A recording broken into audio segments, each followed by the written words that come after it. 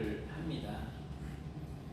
우리가 어떤 것이든지 이제 베푸는 만큼 돌려받게 되는 것을 의미하는 말입니다.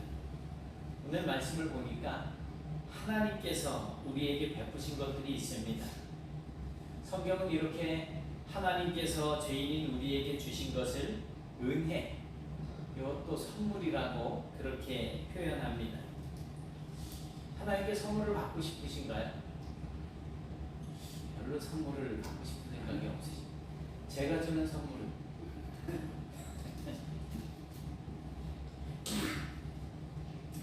하나님께서는 우리에게 선물 주시기를 기뻐하셔서 좋은 선물들을 주셨습니다. 이미 그렇게 선물을 주시는 이유는 우리를 사랑하시기 때문입니다.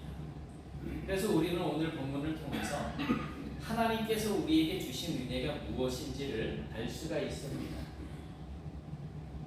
첫째는 하나님께서 주신 선물 15절을 보니까 그리스도의 평강이 너희 마음을 주장하게 하라.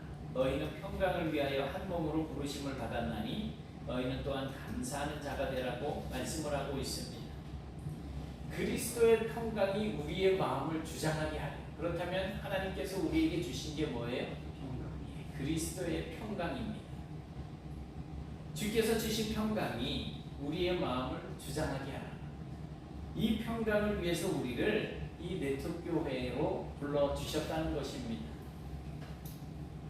그러니 이제 우리는 네트교회의 성도가 되신 것만으로도 하나님 앞에 감사하는 자가 되라고 하십니다.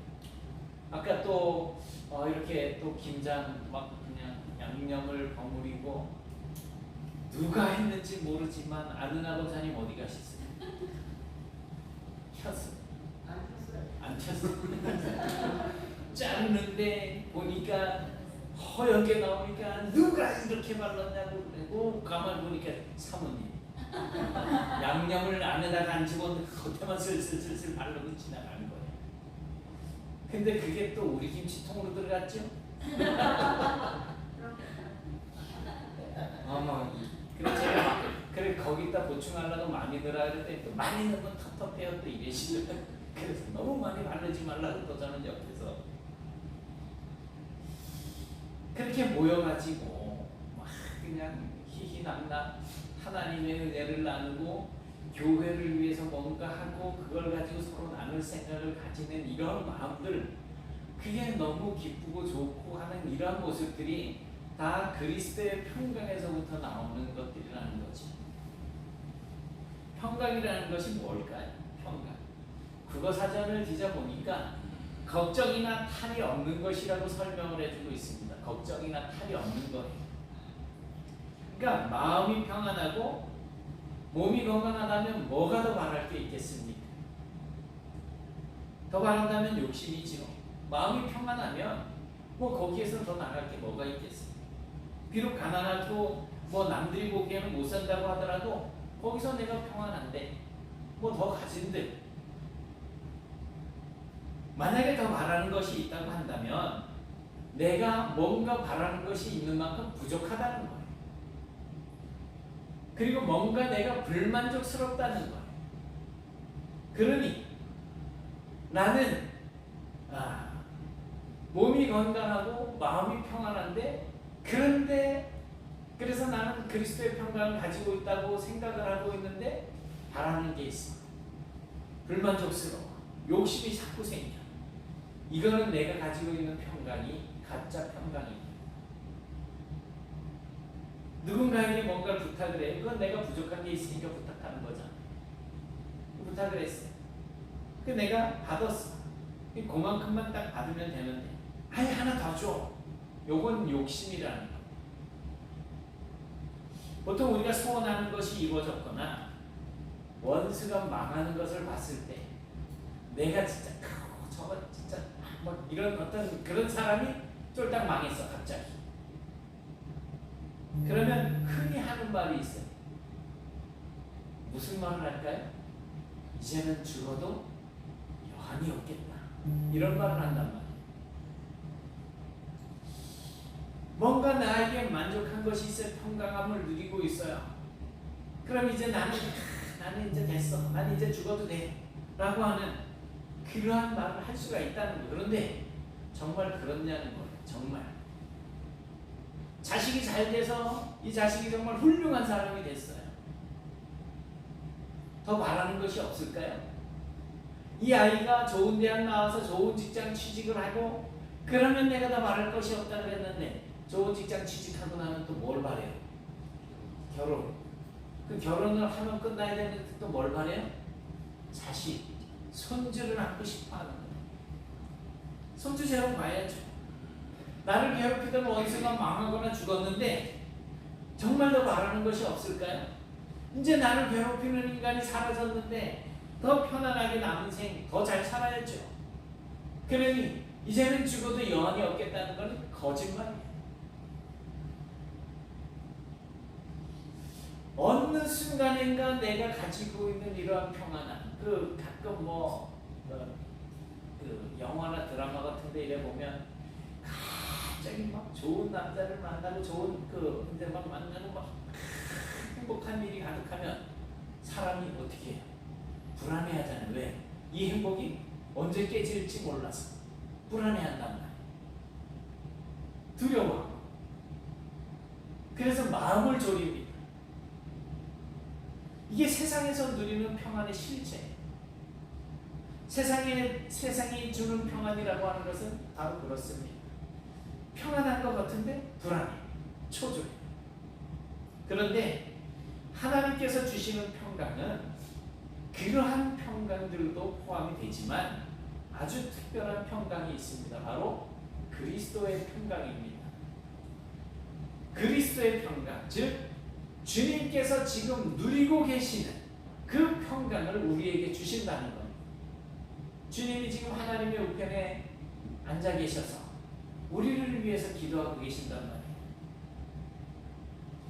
주님이 이 땅에 살면서 죄인들을 위해서 희생하시고 자기를 십자가에 못 박은 저 사람들을 용서해달라고 그렇게 하나님 앞에 기도를 하시고 하는 이러한 마음들, 그리스도의 평강이라고 하는 것은 성령의 은혜를 이야기합니다. 예수님께서 말씀하시죠. 요한복음 14장 27절에 보면 이런 말씀이 있어요. 같이 봅니다. 시작. 평안을 너희에게 끼치노니 곧 나의 평안을 너희에게 주노라. 내가 너희에게 주는 것은 세상에 주는 것 같이 아니하니라. 너희는 마음에 근심하지도 말고 두려워하지도 말라. 이 평안이 얼마나 놀랍든지 근심도 두려움도 존재할 수 없는 평안이라고 이야기하고 있습니다. 얼마나 귀합니까? 사람들이 단 몇 분간의 그 쾌감을 얻기 위해서 마약을 합니다. 요즘 뉴스에 이 마약에 대한 소식이 끊임없이 나오고 있습니다. 어떤 배우, 어떤 가수, 아주 유명한 사람들이 거기에 이렇게 연루가 되었다고 그러는데 검사를 해보니까 음성이고 나는 안 했다 그러고 뭐 이런 내용들이 뉴스에 계속해서 나오고 있어요. 그 마약을 하면 그 기분이 얼마나 좋고 또 얼마나 그것이 그냥 오랫도록 지속이 되는지는 모르겠지만, 그래서 인터넷을 검색을 해보니까 어떤 마약의 경우에는 쾌감이 지속되는 시간은 한 20분 정도로 이렇게, 물론 약의 분량에 따라서 좀 차이는 있겠죠. 그런데 이 마약 주사를 맞으면 맞을수록 이제 쾌감을 느끼는 시간이, 내성이 생기다 보니까 20분에서 15분, 15분에서 10분 점점 줄어든다는, 그런데 부작용은 점점 심해진다는 거죠. 어떤 사람은 이 짧은 시간의 쾌락을 위해서 가지고 있는 재산을 다 소비하고 이제 폐인이 되어서 고통을 호소하는 그런 사람들도 있잖아요. 이처럼 사람들은 짧은 어떤 평안한 그러한 기분을 누리기 위해서 모든 것을 다 쏟아붓습니다. 자기가 가진 재산을 거기다가 다 쏟아부어요. 그렇게 자기의 마음의 평안을 위해서 모든 것을 다 쏟아부으면서 그것을 추구하는데 그것보다 훨씬 더 귀하고 완전한 하나님의 평강에는 왜들 그렇게 무관심한지 모르겠어요. 주님이 주시는 평강이 얼마나 크고 놀라운지 빌립보서 4장 7절에서는 모든 지각에 뛰어난 하나님의 평강이라고 그렇게 말씀해주고 있습니다. 그 어떤 생각이나 감정이나 환경도 다 씻어버릴 수 있는 아주 강력한 평강이라는 것입니다. 그러므로 오늘 우리는 늘 하나님 앞에 엎드려서 경배함으로 성령의 은혜를 받으시기 바랍니다. 성령께서 우리의 마음을 다스려 주시는 것, 이것이 곧 하나님의 그리스도의 평강입니다. 평강이라는 말을 헬라어로 보면 에이레네라고 하는 단어를 쓰고 있습니다. 왜 이래네? 이 북한 사람들 왜 이래네 이게 아니고 에이레네. 이것은 우리가 잘 아는 샬롬이라고 하는 말과 같은 의미예요. 이 말은 다스린다라고 하는 의미가 포함이 되어 있다고 합니다. 그래서 성경시대 당시에 정말 훌륭한 황제가 나라를 잘 다스려서 나라가 평온하고 번영하고 안정될 때 에이레네라고 하는 말로 그 상태를 표현했다고 합니다. 또 관리들이 마을을 잘 다스려서 마을의 질서가 정연하고 또 마을이 평안할 때도 도둑 없는 마을 이런 그런 상태가 지속이 되어질 때 에이레네라고 하는 단어를 썼다는 것입니다. 이처럼 성령께서 우리의 마음을 다스려 주시면 그게 바로 하나님의 나라예요. 주님이 우리를 다스려 주시면 메마른 우리의 심령에 생명의 샘이 솟아나고 평안을 누리게 될 것입니다. 하나님의 다스림을 받는 사람들은 어느 나라 사람들이에요? 하나님 나라의 사람들이죠. 하나님 나라에 불만족스러운 게 있을 리가 없잖아요. 근데 우리가 신앙생활하고 교회에 모여서 하나님의 백성된 삶을 산다고 하면서도 여전히 불만스럽고 남이 나에게 조금 요만큼 진짜 마음에 상처 입히는 그런 행동들을 했을 때 나는 그걸 대로 돌려주고 말로 돌려주는 이러한 모습들을 우리가 가지고 있지 않은지 우리 자신들을 돌아보셔야지.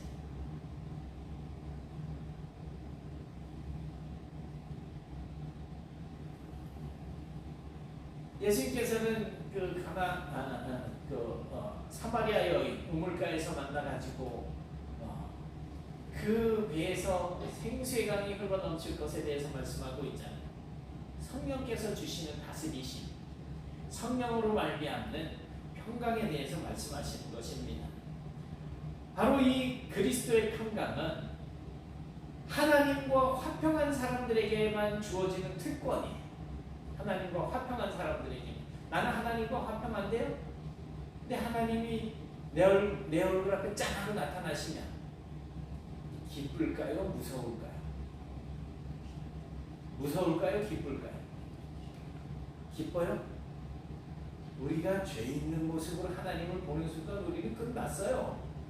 기쁘시겠어요? 무섭겠어요? 무서워요? 무섭다 그러시는 분은 죄가 많아서 그럴 거야. 기쁘다 그러시는 분은 아멘 주 예수여 어서 오시옵소서 하시는 분들인 거예요. 오늘 농담인데 그런 자세로 사셔가는 거예요. 내 마음에 죄로 묻어날 수 있는 것들은 아예 그냥 생각조차도 하지 말라는 거예요. 오늘 정말 우리에게 주어진 특권, 이 자리에 모여서 예배하시는 여러분들에게 성령의 다스리심이 충만하여지고 그 가운데에서 그리스도의 평강을 풍성하게 누리는 성도가 되시길 바랍니다. 16절을 보니까 이 하나님의 말씀이 얼마나 귀한지를 알 수 있습니다. 그리스도의 말씀이 우리 안에 풍성하게 거하면 모든 지혜로 서로 가르칠 수 있을 뿐만 아니라 시와 찬미와 신령한 노래를 부를 수 있고 감사함으로 하나님을 찬양할 수 있다고 말씀하고 있습니다. 왜 그럴까요? 믿음은 들음에서 나고 들음은 그리스도의 말씀으로 말미암기 때문입니다. 이 구절에서 우리는 그리스도의 말씀으로 말미암는 선물이 얼마나 귀한지를 알 수 있습니다. 하나님의 말씀은 아까 이제 태호하고 재홍이하고 이제 입교문답 또 학습문답에 대해서 간단하게 그냥 수박 겉핥기식으로 이제 급하게 이렇게 진행하고 말았는데, 세상은 누가 창조하셨죠? 그랬더니 하나님. 어떻게? 말씀으로. 이렇게 대답을 하더라고요. 이 하나님의 말씀은 이 온 우주 만물을 창조의 근원입니다. 기적의 근본이고 신앙생활과 우리에게 맡겨주신 그 사명을 완수하는 그 원천이 됩니다. 우리가 정말 하나님의 말씀에 순종하면서 경건한 삶을 살고 싶은데 내 마음처럼 안 될 때가 있잖아요. 짜증이 나고 불평이 나오고 원망이 나오고 그런 것들이 나의 어떤 행동들보다 앞서지 않으십니까 혹시? 물론 우리는 사람이기 때문에 그럴 수도 있어요.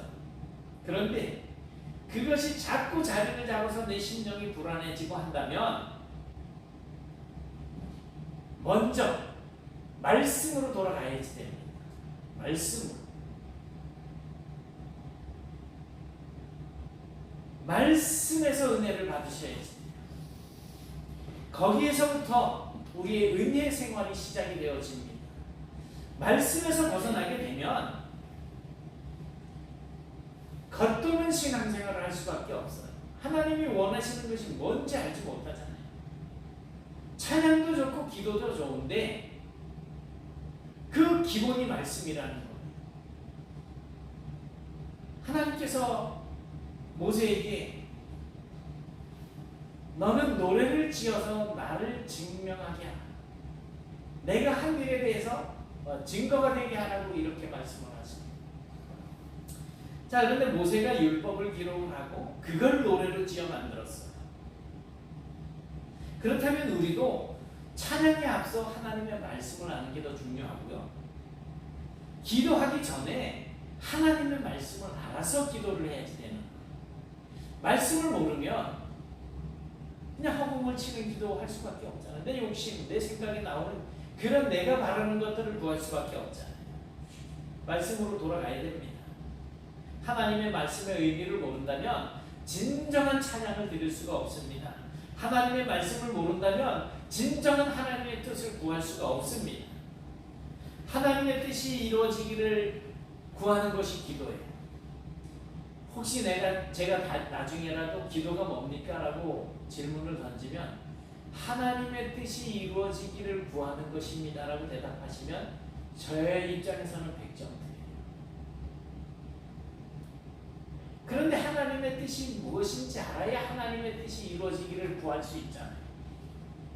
그러니 그 하나님의 뜻을 기록한 말씀을 알아야 우리가 진정한 기도를 드릴 수 있지 않겠습니까?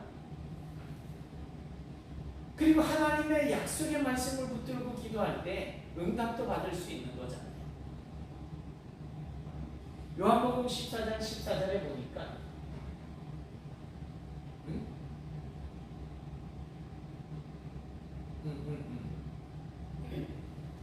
내 이름으로 무엇을 구하든 너희들이 나에게 구하면 내가 시행하겠다.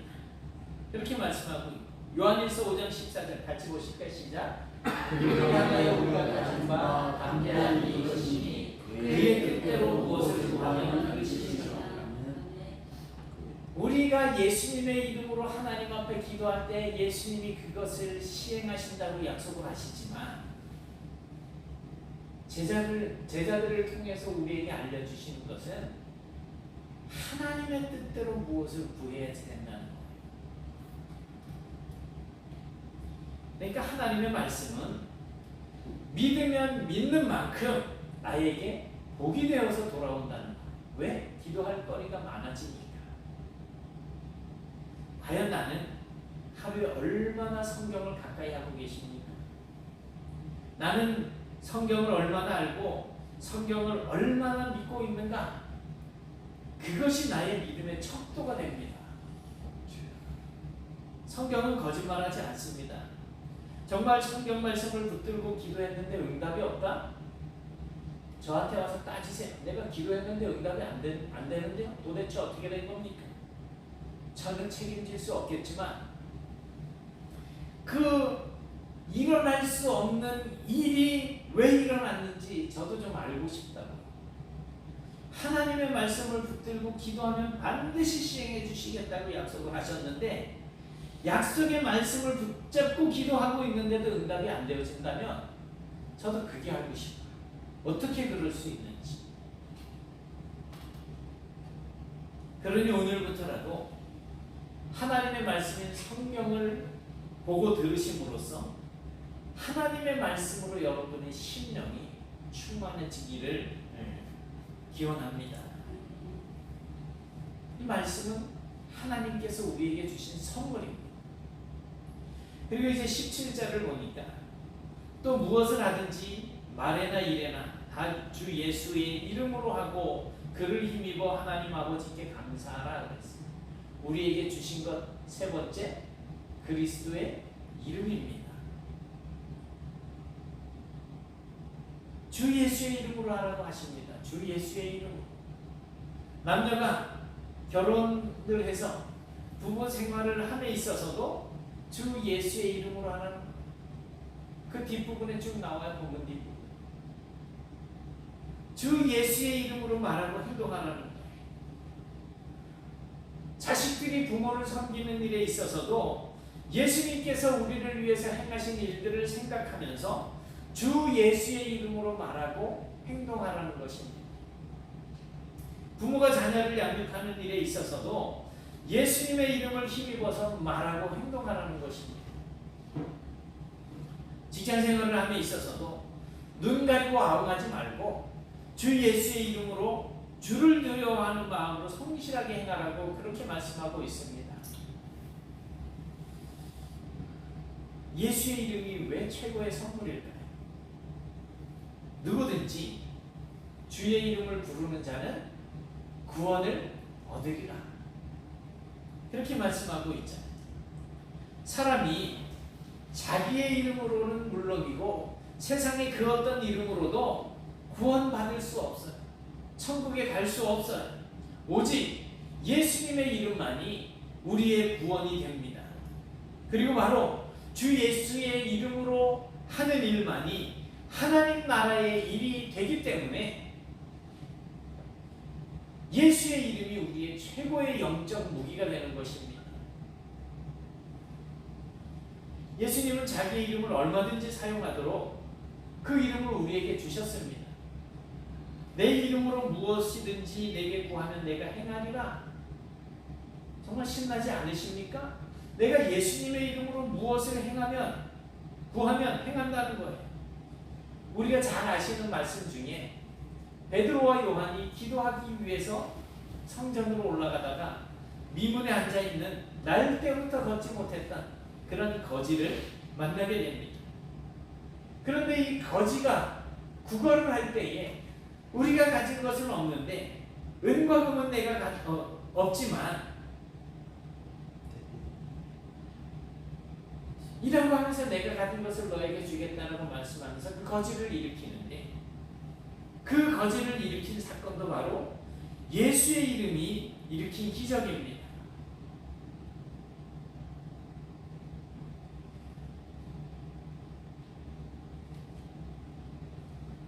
그 거지가 안전뱅이였던 그 거지가 이제 일어나서 뛰기도 하고 걷기도 하면서 하나님을 찬미했습니다.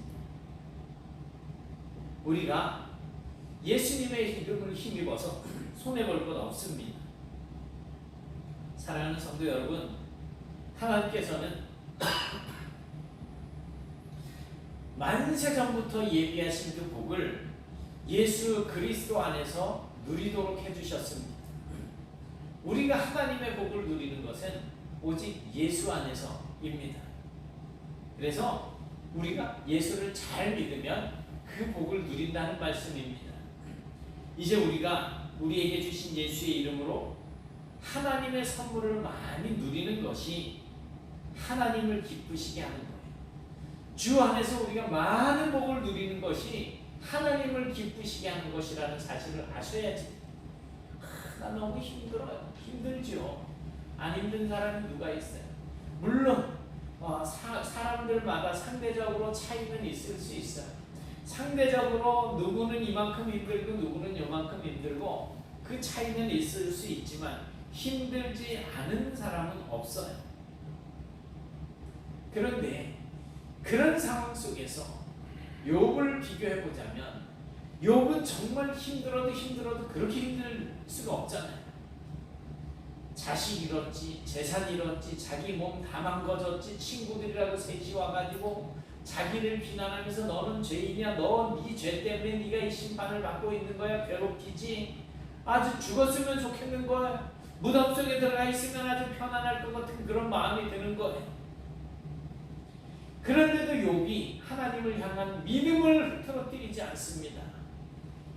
하늘에 나의 중보자가 있다라고 그렇게 고백을 합니다. 그러한 믿음을 가진 욥을 하나님이 예쁘게 보시고 나중에는 갑절의 복을 주시잖아요. 힘들고 어려운 상황 속에서도 우리가 주 안에서 복을 누린다면 하나님이 기뻐하시고 그것 때문에 하나님께서 우리에게 더 많은 복을 주신다는 사실을 기억하셔야지 됩니다. 그러니 우리 모두 분발하셔서 우리에게 주신 그리스도의 평강과 그리스도의 말씀과 주 예수의 이름이 하나님의 위대한 선물을 이제 나의 것으로 받아 풍성하게 누리게 되는 그러한 복된 성도들이 다 되실 수 있기를 주님의 이름으로 축원합니다. 사랑의 하나님 고맙습니다. 오늘 저희들이 하나님께서 저희들에게 주신 그 축복의 선물들을 생각을 해봅니다. 그리스도의 평강을 주시고 그리스도의 말씀을 주시고 주 예수의 이름을 우리에게 주셔서 그 위대한 선물로 이제는 저희들이 하나님께서 주시는 은혜를 복을 이 땅에 살아가면서도 풍성하게 누리게 하시고 구원받은 백성으로서 장차 주님의 나라를 소망 삼는 그런 삶을 살 수 있도록 은혜 베풀어 주심을 감사합니다. 이제 힘들고 어려운 시기를 지나면서 저희들이 참 많이 고통스럽고 정말 견디기 어려운 그런 순간이 있지만 하나님께서 저희들에게 주신 이 귀한 선물을 붙들고 이 땅에서 모든 것이 다 끝나버릴 것 같은 이런 생각에서 더 넘어서 이제는 하나님의 영원한 나라를 바라보며 그곳에서 누릴 복락을 바라보며 믿음으로 승리하는 저희들이 될 수 있도록 도와주시옵소서. 하나님께서 주시는 선물이 이제는 우리 자신들에게 머무는 것으로 그치지 않게 하시고 내 가족들, 내 이웃들, 내 친구들에게도 전파되어지게 하시고 저희들이 모범된 신앙의 삶을 살아서 더 많은 사람들과 더불어 하나님 앞에 영광 돌리며 살아갈 수 있는 은총들도 허락하여 주시옵소서. 이 시간 이후에 우리의 모든 인생들을 주님께서 온전하게 붙잡아 주시기를 소원하오며 예수님 이름으로 기도드리옵나이다. 아멘.